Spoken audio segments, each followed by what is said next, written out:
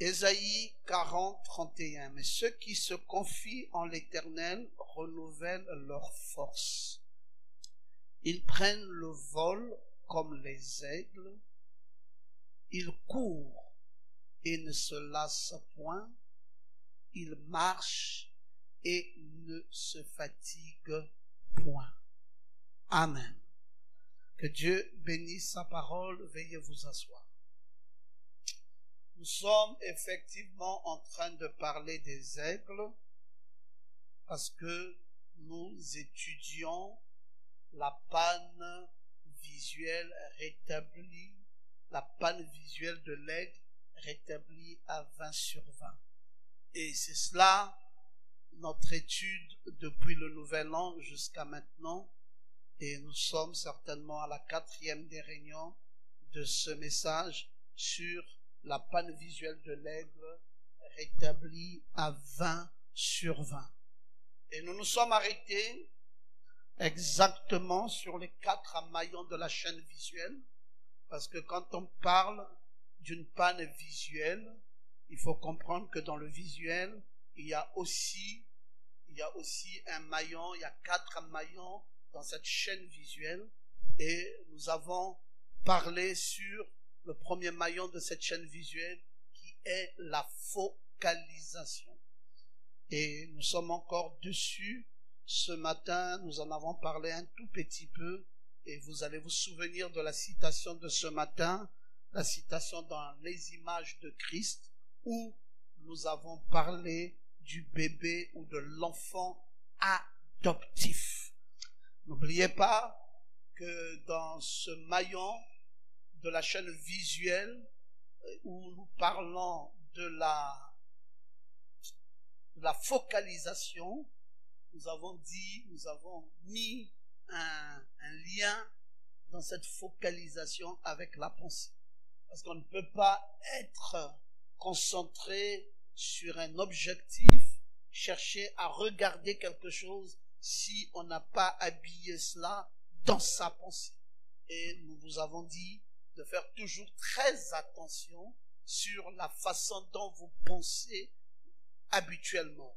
Parce que la pensée a un impact sérieux sur le reflet de votre vie. C'est de la façon dont vous pensez que vous accouchez les choses. Et donc, pensez toujours positivement, pensez toujours de la bonne manière.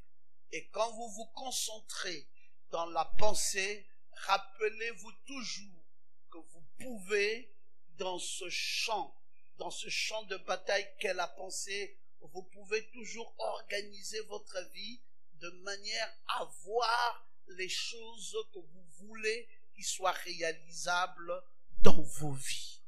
Et Frère Branham nous a donné donc l'exemple de ce bébé adoptif. Il dit que vous pouvez vous retrouver devant une femme mariée, mais qui malheureusement, après tant d'années de mariage, n'a pas pu avoir un enfant. Frère Branham dit que c'est pas forcément quelque chose d'impossible. Si elle ne parvient pas à avoir d'enfant, elle peut adopter une méthode. Et il dit cette méthode consiste à prendre un enfant et à adopter cet enfant. Le fait d'avoir toujours les pensées sur cet enfant, le fait de penser que cet enfant doit manger quoi, cet enfant doit se laver, cet enfant doit dormir, cet enfant doit être comme ceci, de veiller sur cet enfant, d'accompagner cet enfant, d'être avec cet enfant. Il dit que cette femme ne peut pas se rendre compte ce qu'elle est en train de créer autour d'elle. Et vous allez constater qu'une femme pareille, qui a entretenu un enfant, qui n'était pas forcément son enfant, un enfant adopté, mais de la façon dont elle va l'entretenir, garder cet enfant dans sa pensée, garder cet enfant dans son esprit, et ça va créer une atmosphère. Et cette atmosphère fera que cette femme finira par avoir son propre enfant. Et le prophète dit, c'est pas une expérience d'un jour ou, comme on va dire, un fait de hasard. Peut-être qu'une femme avait fait cela et ça avait produit ce résultat. Il dit non, il dit au cours, tout au long des âges, ça a été appliqué et ça n'a jamais fait. Et donc vous comprenez bien que la pensée, quand elle est bien orientée, l'attitude mentale positive, quand elle est bien orientée, eh bien, elle fait des choses magnifiques. Magnifiques. Et donc, c'est très important pour nous de retenir ça, et c'est aussi important pour nous de comprendre que cette atmosphère, cette attitude mentale peut produire autant de choses. Ça, c'est pour ce qui est d'un enfant, mais on peut encore remarquer ça dans beaucoup de choses. C'est pour ça que Frère Branham dit, toujours dans le même message que nous avons lu, il dit c'est la même chose qui se passe avec les gens qui veulent être guéris. Il dit, s'ils peuvent simplement avoir une toute petite évidence. Il dit, vous voulez être guéri, vous êtes malade, il dit, ayez une évidence. L'évidence, c'est quoi? Ça veut dire que vous avez été quand même guéri une fois dans votre vie. Vous avez dû avoir une expérience de guérison une fois dans votre vie. Prenez cette évidence-là comme un bébé adoptif pour vous. Donc, le phénomène du bébé adoptif n'est pas seulement lié à un bébé réel, comme un bébé que vous avez dans les mains. Il dit, c'est juste comme une formule bébé adoptif, mais ça peut être dans beaucoup de choses. Ça peut s'appliquer dans la guérison, ça peut s'appliquer dans les exploits de la vie, ça peut s'appliquer dans beaucoup d'autres choses. Et ça s'est appliqué dans la vie de David. Vous savez que David, avant que de combattre Goliath et de vaincre Goliath, David avait un bébé adoptif. Il avait un enfant adoptif, c'est qu'il avait une fois, il s'était battu avec l'ours et il avait vaincu l'ours. Et quand il avait réussi à vaincre l'ours, alors il savait qu'il pouvait aussi vaincre le lion. Et maintenant, c'était ça son enfant adoptif. C'était son évidence. C'était la chose qu'il pouvait toujours mettre en avant-plan. Devant une situation compliquée, il se souvenait de ça. Il se souvenait que la fois où j'ai été confronté à une difficulté, j'avais remporté la victoire. Et cet enfant adoptif était maintenant un fondement pour lui permettre d'avoir d'autres types ou d'autres victoires similaires. Donc, c'est important d'avoir cet enfant adoptif. Frère Branham dit, donc c'est le paragraphe 34, il dit, c'est la même chose qui se passe avec les gens qui veulent être guéris, s'ils peuvent simplement avoir une toute petite évidence. Paragraphe 35, il dit, tout comme Élie, quand il a dit, Géasi a dit, je vois un nuage de la grosseur d'une main d'homme. Élie a repris, j'entends le bruit d'une forte pluie. Il voyait l'évidence. Il voyait l'évidence. Il a dit, je peux entendre ça. Je sais qu'il va pleuvoir. Je sais que Dieu va accomplir un miracle. Je vois ça. Et quand il disait, je vois ça, cette évidence est dans sa pensée. C'est dans son champ visuel. C'est un maillon. Il est focalisé là-dessus. Il dit, ça va venir. Ça va venir. Et quand il pense que ça va venir et qu'il est concentré sur cet objectif, ça ne ratera jamais. Ça fera que ça viendra toujours et toujours. C'est pourquoi souvent je dis aux gens, dit Frère Branham, continuez. Commencez à louer le Seigneur. Voyez-vous? Parce que ça, c'est l'enfant adoptif.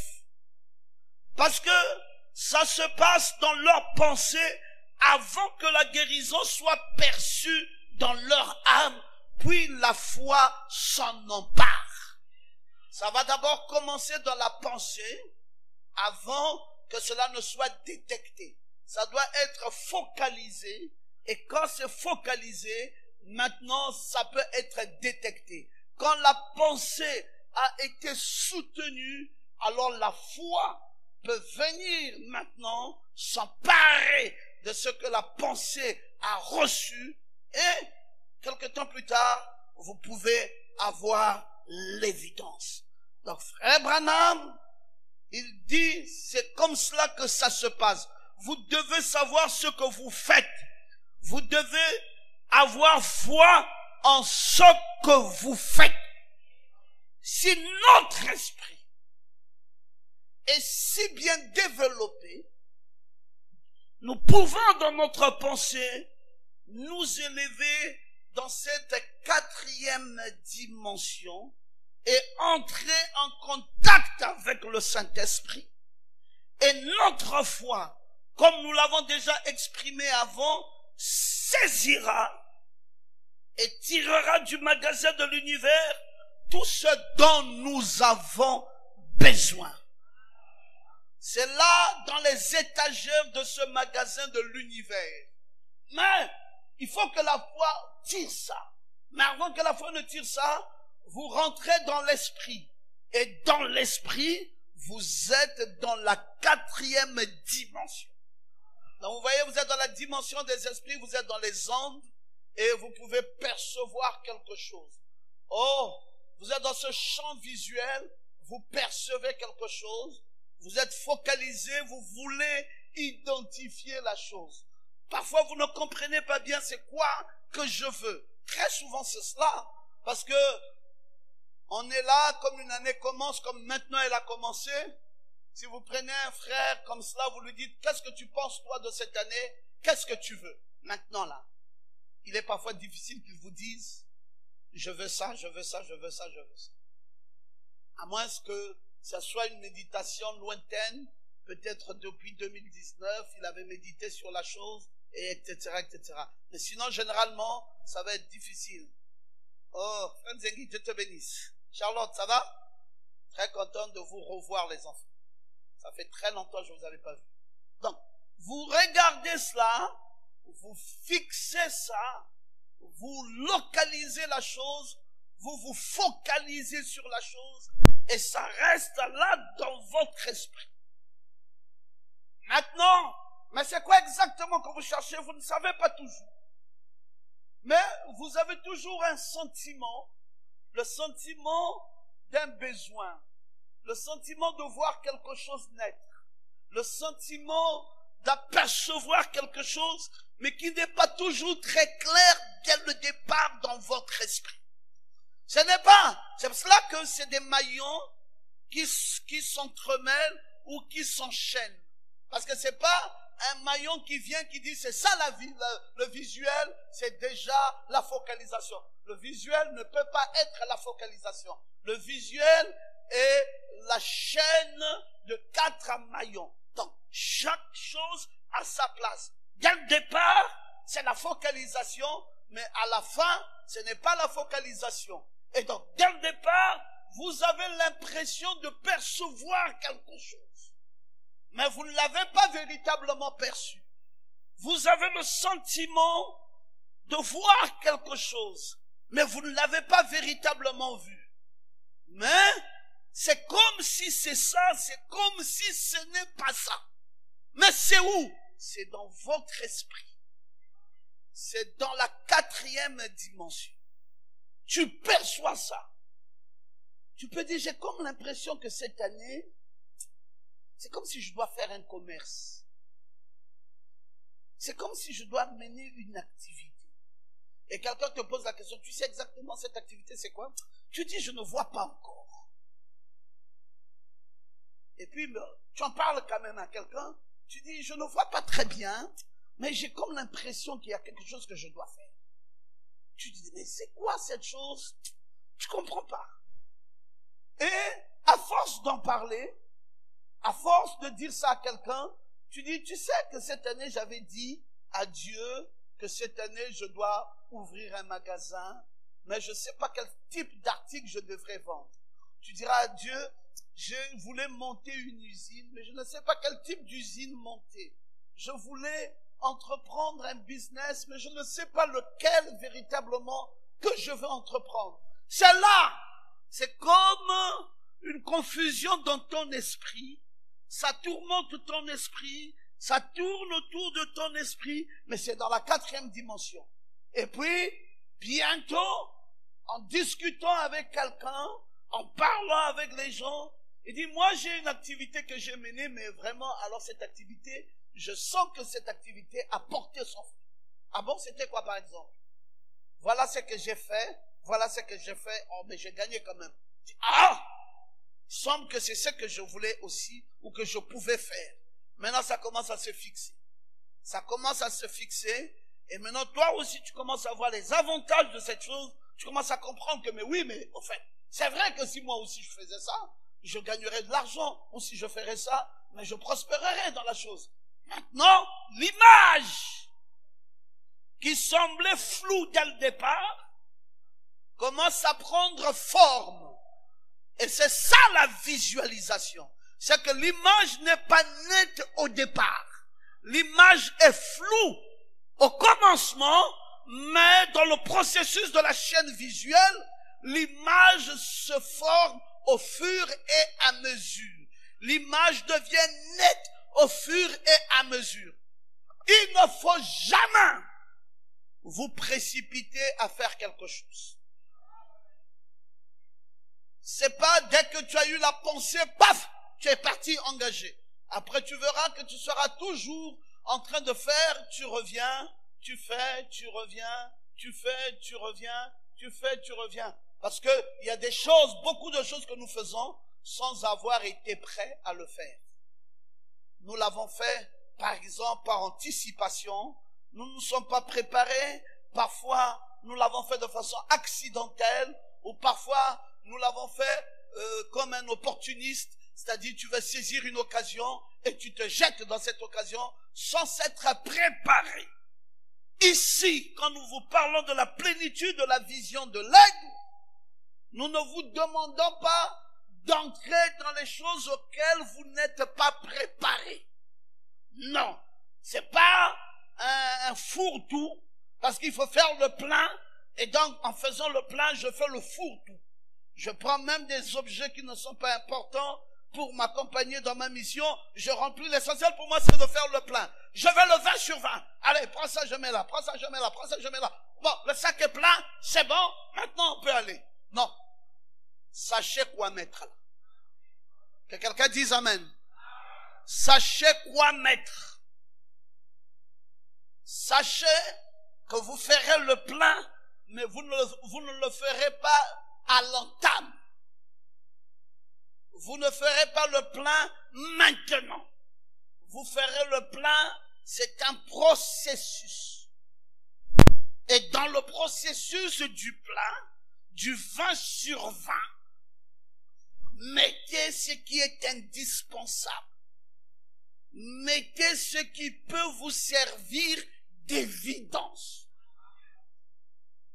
Tu comprends ça, Paul Régis? Branham parle de l'évidence. Mettez ce qui peut vous servir d'évidence. Moïse a dit aux 12 espions, allez à Canaan, explorez le pays et ramenez-moi le témoignage. Le témoignage que Moïse avait demandé, c'était de ramener l'évidence. Ils sont tous allés. Toutes les tribus sont allées, les 12 tribus sont allées. Et 2 tribus seulement, la tribu dont Caleb était partisan et la tribu dont Josué était partisan, sont revenus avec l'évidence. Les autres tribus qui y sont allées ont dit, oh là là, c'était dommage, c'était bien, mais ce pays, que des géants. Mon Dieu, il n'y a rien que nous pouvons gagner là-bas. Je ne sais même pas pourquoi est-ce qu'on nous envoie aller dans un pareil pays. C'est compliqué.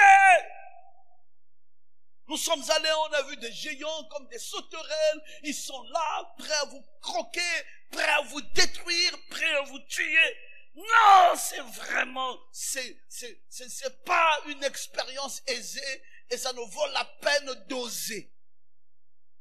Josué et Caleb, vous dites quoi? Il dit non, mais voici l'évidence.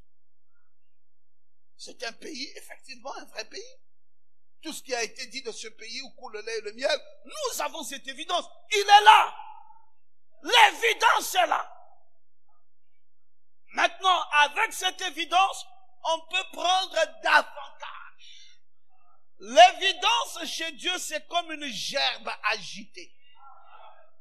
C'est-à-dire que l'évidence soit agréée pour que la moisson soit agréée. Nous avons l'évidence est là. Moïse, c'est réel. C'est un bon pays. On peut remporter. Oh mais mon cher, dis la vérité au prophète. Pourquoi tu dis pas la vérité? Tu n'as pas vu les géants? Il dit Moïse, les géants ils sont, mais il faut combattre. Il y a une évidence, mais l'évidence ne veut pas dire que nous allons faire les 20 sur 20 en dormant. Puis-je vous entendre dire Amen? Vous allez faire les 20 sur 20 en dormant? Maman, l'année là, hey, c'est mon année, 20 sur 20. L'année si, c'est pas la blague. Hein? Papa Ngoma a dit l'année là, 20 sur 20. D'accord? Tu as commencé? Oh, Dieu lui-même connaît que c'est 20 sur 20. Dieu l'a dit? Non. Ne tordez pas le sens de ce que Dieu dit dans sa parole. 20 sur 20 ne veut pas dire dormir. 20 sur 20 ne veut pas dire que ça tombera comme ça. Oh. 20 sur 20 veut dire un processus. 20 sur 20 veut dire une focalisation d'abord. 20 sur 20 veut dire une pensée soutenue. 20 sur 20 veut dire une évidence. 20 sur 20 veut dire un bébé adoptif. Commençons par le commencement. Prenons d'abord ce qu'il faut prendre. Vous savez, mes frères, il y a des pasteurs ou des églises ici dans ce pays qui passent leur temps à attendre qu'il y ait un problème dans une église donnée. Toute leur prière, c'est ça. Qu'il y ait un souci là-bas et que l'église là se casse. Et dès qu'ils apprennent qu'il y a un souci dans une église et qu'il y a un problème, l'église est cassée, tout de suite, ils sont intéressés à vouloir savoir qu'est-ce qui se passe là-bas, qu'est-ce qu'il faut, parce qu'ils veulent faire de la récupération d'âme. Et c'est ça, malheureusement, la culture du message. On a oublié que celui qui a travaillé son église a peiné. Celui qui a fait grandir son église a transpiré. Celui qui a fait que cette église devienne comme elle est devenue a payé le prix. Et parfois un prix dur pour en arriver là où il a pu arriver par la grâce de Dieu. Toi, tu ne fais rien et tu veux faire le 20 sur 20 avec les brebis d'autrui. Quand on vient dans ton église, on peut identifier, si c'est une église qui a 500 personnes, ces 500 personnes-là, il y a 480 qui sont partis des autres églises. Et ton église, 500 personnes n'a que 20 personnes que toi tu as pu gagner en Christ. Et voilà, et avec ça tu te targues le luxe de dire, je suis un grand serviteur de Dieu. Non, deviens grand serviteur de Dieu en commençant par 1, 2, 3, 4 et arrive à 20. Vous voyez ce que nous faisons aux Akébé? Vous voyez ce que nous faisons au PK11? On commence avec 0. Et on croit que les âmes sont dans le monde. On n'aime pas la facilité. Nous ne sommes pas dans la culture du profito-situationniste. Parce qu'il y a une culture comme ça. La culture du profito-situationniste. Où tu n'attends que quelque chose n'aille pas pour t'émisser à l'intérieur et chercher à profiter pour prendre. Tout ton ministère n'est fondé que sur les brebis des autres. Et tu te passes pour un grand, tu te passes pour une force. Mais la vraie force, c'est un caractère, tu commences par 0. Un homme qui a hérité les maisons de ses parents et qui devient vantard avec ça. Et il me dit qu'il est riche, je ne crois pas dans sa richesse. Il n'a pas travaillé. Tout ce qu'il a, c'est quelqu'un qui a travaillé ça. Et lui, il vient, il hérite tout ça, et il veut se faire passer pour un grand. Un grand, c'est celui qui commence par 0 et qui avance et qui bâtit.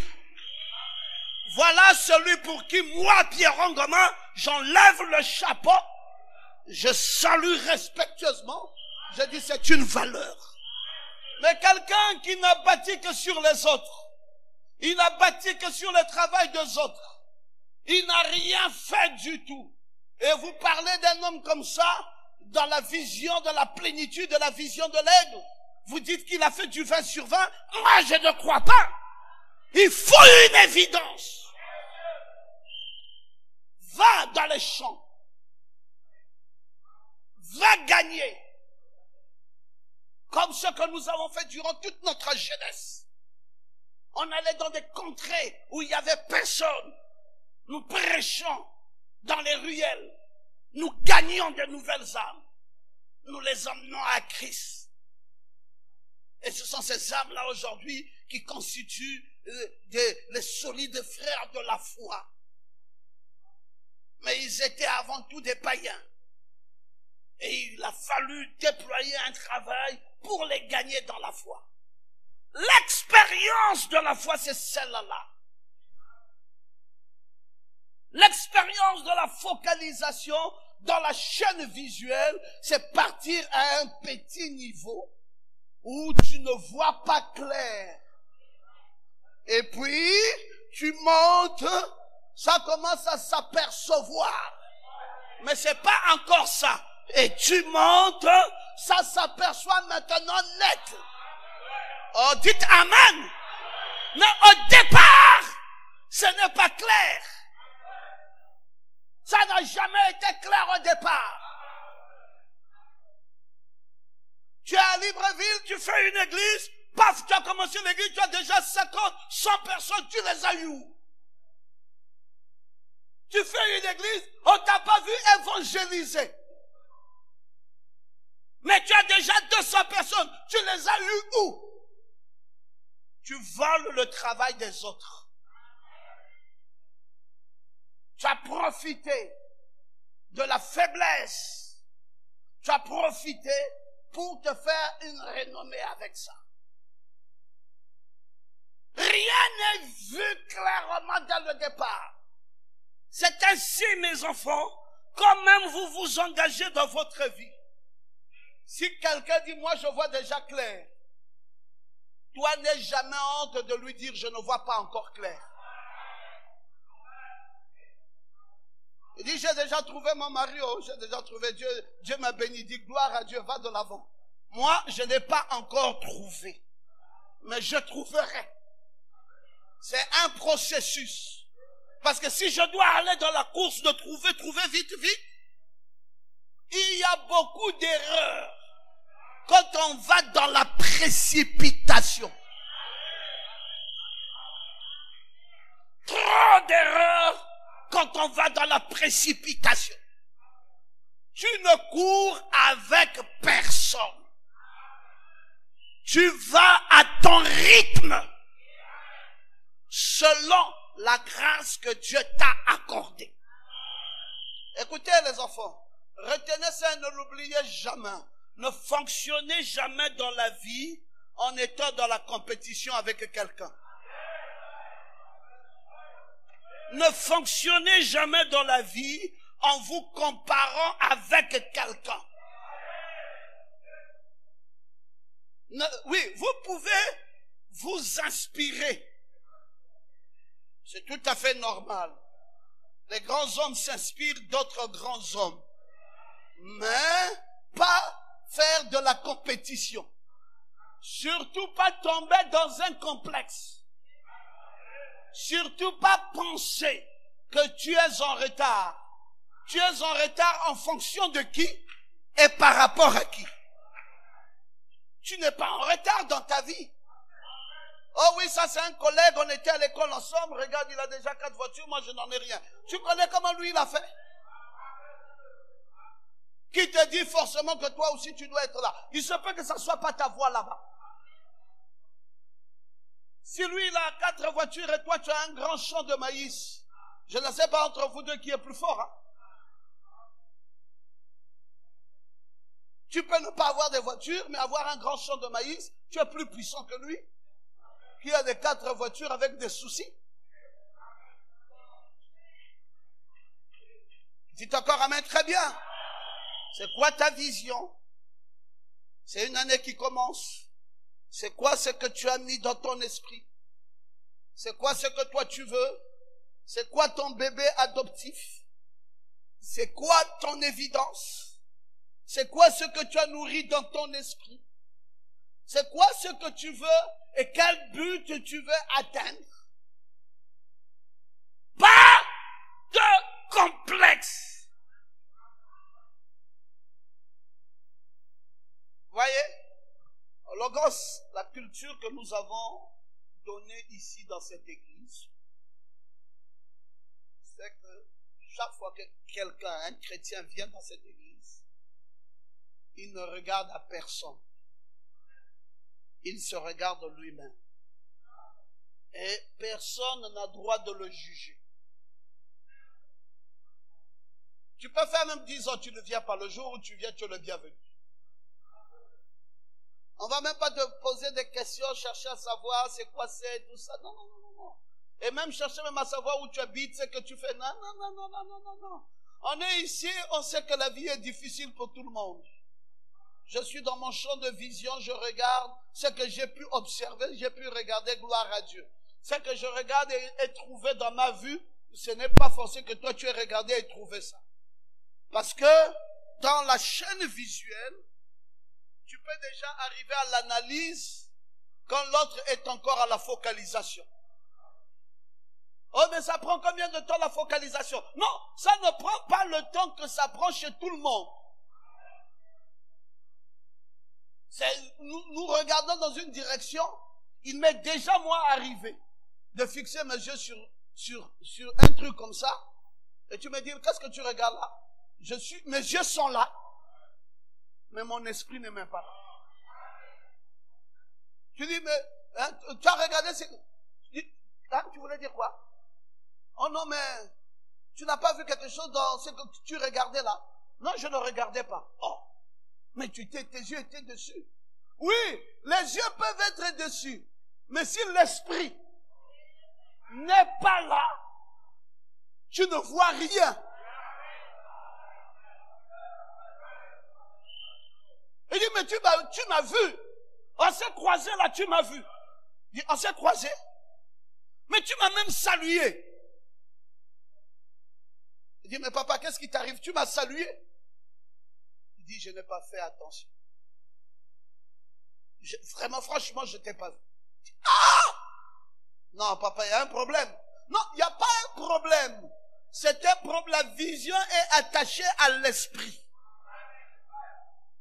Si mon esprit n'était pas là, je pouvais t'avoir salué sans même avoir fait attention à ma propre salutation. Dis, mais papa, on était là, j'étais là, dans ce deuil. Papa, tu étais même assis à côté de moi. Mais papa, on a même causé. Il dit, ah, je me souviens plus. Ah, mais papa, mais on a parlé 5 minutes. Attends, je vais te rappeler les choses qu'on a dites. Et quand tu rappelles, dis, maintenant, le souvenir de l'esprit revient. Il dit, ah oui, tu avais même un habit bleu. Il dit, oui, mais papa, quand même.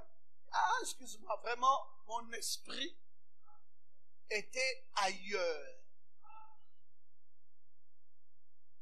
On parle de focalisation, c'est pour ramener son esprit, ramener sa pensée à la chose que tu vois. Il faudrait que tu sois en phase avec ton esprit et en phase avec ta pensée. Vous voyez? Et quand vous lisez dans Jean au chapitre 11, le verset 41 et 42, je vais peut-être terminer là, et la fois prochaine, nous allons passer au deuxième maillon. Ils ôtèrent donc la pierre, et Jésus leva les yeux en haut et dit, Père, je te rends grâce de ce que tu m'as exaucé. Pour moi, je savais que tu m'exauces toujours, mais j'ai parlé à cause de la foule qui m'entoure, afin qu'ils croient que c'est toi qui m'as envoyé. Voilà, mes frères, un dispositif que Jésus met en place pour dire, Père, je te rends grâce de ce que tu m'as exaucé. Lui-même, le même Jésus dit, moi, je sais que tu m'exauces toujours. Mais j'ai parlé à cause de cela pour qu'ils sachent et croient que c'est toi qui m'as envoyé. Parce que leur attention est dispersée. Quand je dis il m'a exaucé, frère, tout ce que nous disons dans la foi, c'est pas ce que nous sortons dans notre bouche. C'est pour cela la prière est compliquée. Hein? Il y a quelqu'un, élève la voix, prie. Seigneur, je te rends grâce de ce que... Il est en train de chercher les Écritures. Seigneur, je te rends grâce de ce que quand tu étais avec le peuple d'Israël, tu avais traversé la mer Rouge. Voilà quelqu'un qui veut faire la démonstration des connaissances. Tu avais traversé la mer Rouge, et puis, bon, il y avait le rocher. Hein? Il y avait l'eau qui suivait toujours le rocher. L'eau toujours présente du rocher. Et puis il y avait Moïse. Il a frappé sur ce rocher. Et l'eau est sortie. Seigneur,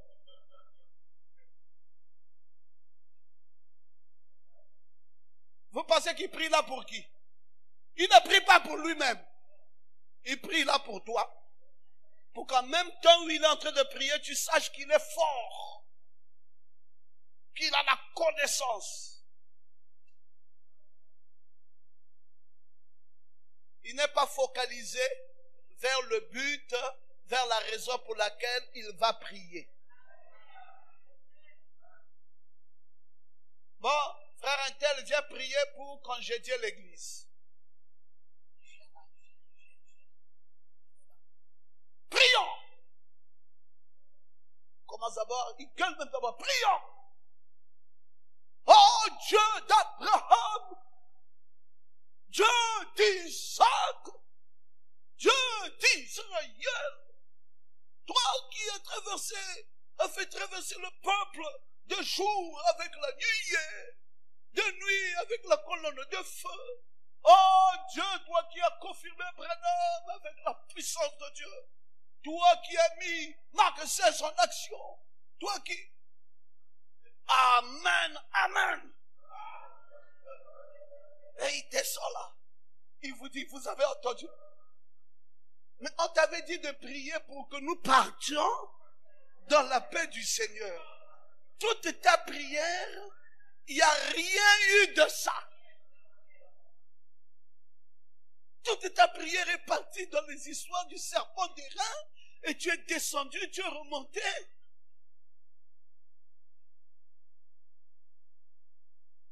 Dis quoi? Vous êtes contre ma prière? Non, on n'est pas contre ta prière, mon frère. Mais sauf que ta prière nous renverse. On voulait que tu dises, Seigneur, prends soin de nous. Alors que nous allons repartir, Seigneur, mets un tapis de sang sur la route. Protège-nous des accidents. Éloigne le mal. Veille sur chacun de nous. Que la parole qu'on a reçue demeure dans nos cœurs. Que ça produise les fruits. Mais tout ce que tu nous as raconté, mon frère. Le rocher qui avait été frappé par Moïse, les eaux ont coulé. Et c'était dans le mont Horeb. Après Horeb, c'est parti au Sinaï. Du Sinaï, c'est descendu en monsoon de cette montagne. Et une épée est descendue dans la main du prophète William Branham. Et il a dit, parle.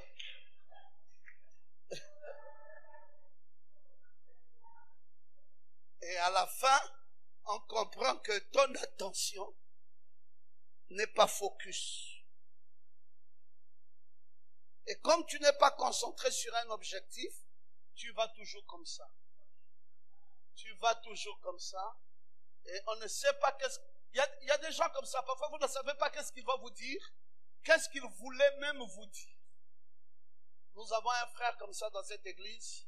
J'avais du mal à le comprendre. Je disais toujours à Josué que, est-ce que toi, tu causes avec le frère là, tu comprends ce qu'il dit?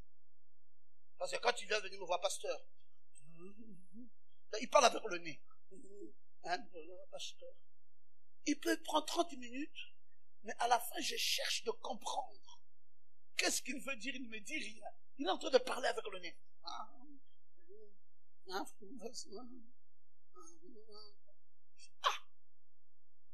J'ai dit, Josué, essaye un peu. Peut-être que moi, je ne comprends pas. Josué part, il dit que, papa, c'est compliqué. J'ai dit oui. Donc tu t'es rendu compte. Il dit, c'est compliqué. Mais bon, en tout cas, s'il dit 100 choses, prends seulement une chose, comprends ce que tu peux comprendre. Le reste, c'est compliqué. La focalisation ne fait pas comme ça. Il faut que tu saisisses. Tu dois créer l'image. C'est toi qui crées l'image dans la concentration. Au départ, ça peut être flou, mais il faut que ça s'éclaircisse au fur et à mesure. Et comme je crois de tout mon cœur que tu vas réussir cette année. Parce que je crois de tout mon cœur que la chose est déjà là et tu vas l'agrandir et tu vas avancer. Et à la fin, même nous qui ne comprenions pas, nous allons louer le nom du Seigneur. Et nous dirons, merci Jésus pour notre frère qui a abouti. Que Dieu te bénisse.